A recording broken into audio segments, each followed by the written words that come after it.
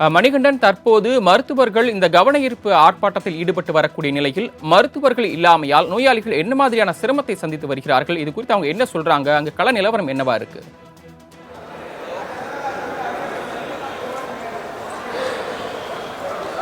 வணக்கம் சரவணன். நேற்றைய தினம் கிண்டி பன்னோக்கு உயர் சிறப்பு மருத்துவமனையில் புற்றுநோய் மருத்துவர் அந்த பேஷண்ட்டுடைய அட்டெண்டர் மூலமாக கத்தியால் குத்தப்பட்டு தற்போது இதே மருத்துவமனையில் ஐசியூவில் சிகிச்சை பெற்று வருகிறார். அவர் உடல்நலம் தேறி வருவதாக மருத்துவமனையுடைய தலைமை மருத்துவர் சற்று முன்னர் செய்தியாளர்களுக்கு பேட்டியளித்திருக்கிறார். இந்த நிலையில் இன்று அந்த சம்பவத்தை கண்டித்து உடனடியாக மருத்துவர்களிடையே பாதுகாப்பு சட்டத்தை உருவாக்கிட வேண்டும், அவர்களுக்கான பாதுகாப்பு வசதிகளை மேம்படுத்திட வேண்டும் என மருத்துவர் சங்கங்கள் பல்வேறு சங்கங்கள் போராட்டத்தை ஈடுபட்டு வருகின்றனர். அந்த நிலையில் தமிழ்நாடு முழுவதும் இருக்கக்கூடிய அனைத்து மருத்துவமனைகளுமே புறநோயாளிகள், அதாவது அவுட் பேஷண்ட் பிரிவு என்பது இன்று செயல்படவில்லை. இதன் காரணமாக தமிழ்நாடு முழுமையாகவே மருத்துவமனைகளில் இருக்கக்கூடிய ஓபி பிரிவுகள் காலியாக இருக்கக்கூடிய காட்சிகளை நம்மால் பார்க்க முடிகிறது.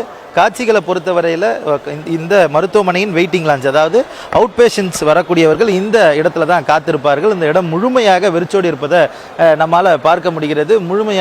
இந்த இடம் முழுமையாக வெறிச்சோடி இருக்கும் காட்சிகளையும் நம்மால் பார்க்க முடிகிறது. இதுபோல தான் அனைத்து மருத்துவமனைகளிலுமே இந்த ஓபி வார்டு என்பது காலியாக இருப்பதை பார்க்க முடிகிறது.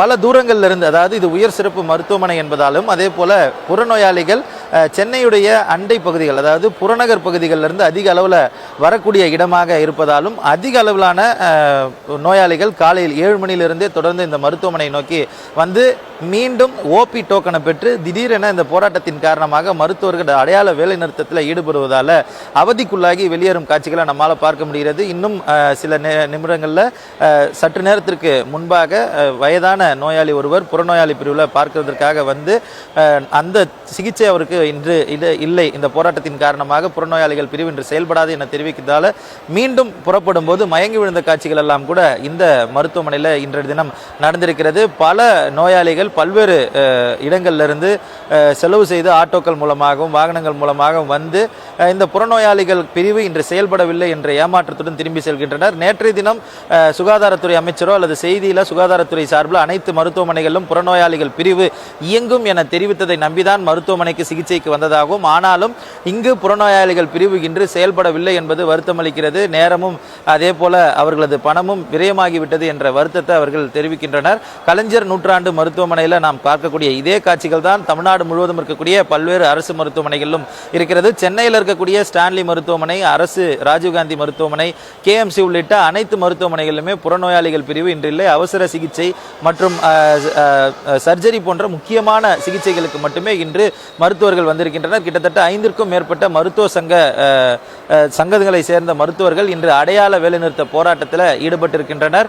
அவர்களது கோரிக்கையாக மருத்துவர்களுக்கும் மருத்துவ பணியாளர்களுக்குமான பாதுகாப்பினை அரசு உறுதி செய்திட வேண்டும் என்றுதான் கேட்டிருக்கின்றனர். நேற்று தினம் சுகாதாரத்துறை அமைச்சர் தலைமையில் இந்த ஆலோசனை கூட்டம் நடைபெற்று அதற்கு முடிவு எட்டப்பட்டாலும் அடையாள வேலைநிறுத்தமாக இன்று தினம் இந்த போராட்டம் என்பது தமிழ்நாடு முழுவதும் தொடர்ந்து வருகிறது. சரவணன்.